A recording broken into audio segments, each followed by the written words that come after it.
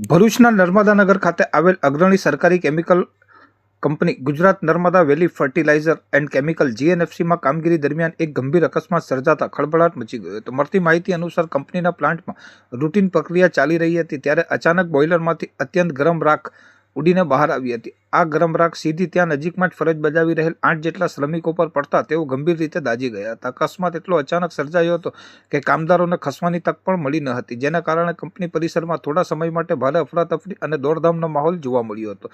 ઘટનાની જાણ થતાં જ ઇજાગ્રસ્ત તમામ 8 કામદારોને તાત્કાલિક સારવાર માટે GNFCની જ હોસ્પિટલ ખાતે ખસેડવામાં આવ્યા હતા। તબીબી અહેવાલો મુજબ એક કામદારને મોઢાના ભાગે ગંભીર ઇજાઓ પહોંચી છે, જ્યારે અન્ય 7 કામદારોને મુખ્યત્વે પગ અને શરીરના નીચેના ભાગે દાઝવાની ઇજાઓ થઈ છે। હાલ તમામ શ્રમિકો તબીબી દેખરેખ હેઠળ છે અને તેમની સારવાર ચાલી રહી છે। બીજી તરફ આ ઘટનાની ગંભીરતાને ધ્યાને લઈ director of industrial safety and હેલ્થના વિભાગ દ્વારા તપાસનો ધમધમાટ શરૂ કરવામાં આવ્યો છે। સરકારી અધિકારીઓની ટીમ દ્વારા પ્લાન્ટની મુલાકાત લઈને બોઇલરમાં રાખ ઉડવાનું ચોક્કસ ટેકનિકલ કારણ શું હતું અને અકસ્માત સમયે સુરક્ષાના નિયમોનું પાલન કરવામાં આવ્યું હતું કે કેમ તે દિશામાં ઝીણવટભરી તપાસ હાથ ધરવામાં આવી છે।